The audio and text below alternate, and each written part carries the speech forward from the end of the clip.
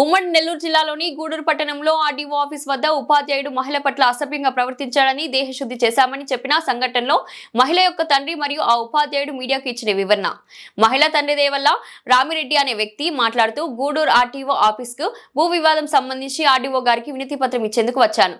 అదే సమయంలో అక్కడ వేరే పని మీద ఆర్డీఓ గారికి అర్జీ ఇవ్వడానికి టీచర్ అయినటువంటి గంపల శ్రీనివాసులు కూడా అక్కడే ఉన్నారు. నాకు గంపల శ్రీనివాసులు గతంలో పరిచయం ఉంది కనుక ఆర్డీఓ ఆఫీస్ లో ఎదురుపడితే ఒకరికొకరు ఎలా ఉన్నావు అని మాట్లాడుకున్నాం.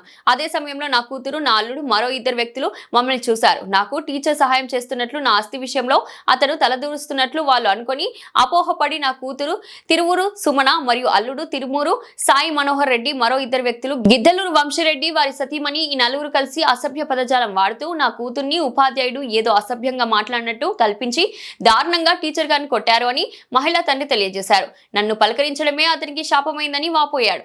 ఉపాధ్యాయుడిని సంఘటనపై వివరణ కోరగా నేను 10 మందికి చదువు చెప్పేవాడిని, మహిళల పట్ల అసభ్యంగా ప్రవర్తించే వాడిని కాదు. రామిరెడ్డి అని ఆయన నన్ను పలకరించి మాట్లాడుతున్నాను. అంతలోపలే నన్ను అనవసరంగా కొట్టడం కాకుండా పోలీస్ స్టేషన్ లో కంప్లైంట్ ఇచ్చిన క్యారెక్టర్ ని బ్యాడ్ చేసి మీడియాకు తప్పుడు సమాచారం ఇచ్చారు. ఈ విషయమై నేను 1వ పట్టణ పోలీస్ స్టేషన్ లో ఫిర్యాదు చేశాను. పోలీస్ వారే నాకు తగిన న్యాయం చేస్తారని ఆశిస్తున్నానని తెలియజేశారు.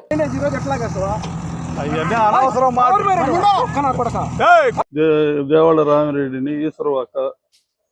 నాకు నా కూతురు వాళ్ళకి ఆస్తి తగాదాలు ఉన్నాయి. దాన్ని ఆడకి వచ్చి ఆర్డీఓ ఆఫీస్ కాడికి నేను వచ్చాను నా కాగితాలు తీసుకొని. ఆడకు వచ్చిన పాట ఆయన కలిసినాడు. ఆడకు వచ్చామంటే మేము కలిసినాము, ఎట్టు వచ్చినానని చెప్పాను.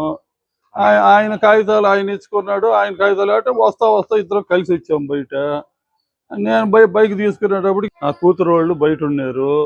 వాళ్ళు ఈయన ఏదో సపోర్ట్ చేస్తున్నాడని అహోపడి అతని మీద దాడి చేశారు వాళ్ళు. అంతేగాని ఆయన ఏం దూటిచ్చింది లేదు, ఏమీ లేదు. ఈయన వాళ్ళు ప్రతి ఒక్కరిని అట్టే బెదిరిస్తున్నారు, ఇబ్బందులు పెట్టేస్తున్నారు. నా కుటుంబ తగువులతో ఇతను పక్కన ఉన్నాడు అని చెప్పి అహోపడి ఆయన ఏమీ అనలేదు. అతని మీద టీచర్ మీద వాళ్ళు నిందలేసి దాడి చేశారు. నుంచి మాకు భూమి తగరాదులు అవి ఉన్నాయి. మేము చిట్టమూరు స్టేషన్ లో కూడా వాళ్ళ మీద మేము కేసులు పెట్టి 3 ఎఫ్ఐఆర్లు కట్టి ఉన్నాయి వాళ్ళవి. మాకు భూమి తగరాదులు అదే విధంతోనే వాళ్ళు ఆ అహోపుతో ఈయనేదో నాకు సహాయం చేసినట్టు టీచర్ మీద వాళ్ళు ఆయన ఏమో చెప్పినట్టు ఆయన ఏమీ చెప్పింది లేదు. నేనేం తెలివి తక్కువని కాదు. నేను జంగాలపల్లి వాస్తవాన్ని. నా జంగాలపల్లి భూమి మీద 30 సెంట్లు మ్యూటేషన్ కోసము ఆర్డీఓ గారికి అప్పీల్ అథారిటీగా నేను పెట్టుకోవడానికి వచ్చాను. తహసీల్దార్ ఇచ్చిన ఎండార్స్మెంట్ మీద ఆర్డీఓకి అప్పీల్ పెట్టేదానికి వచ్చాను. అప్పీల్ కాగితం ఇచ్చేసి నేను బయట వచ్చేటప్పుడు రామిరెడ్డి గారు కూడా నా తోడు వస్తున్నాడు.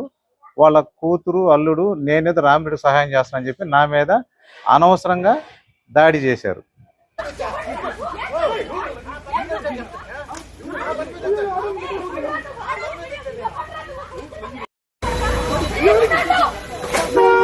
చేసి నేను అసభ్య పదార్థంతో లేడీస్ వేధిస్తున్నానని చెప్పేసి అసత్యమైన ఆరోపణలు చేసి నా మీద నింద మోపినారు.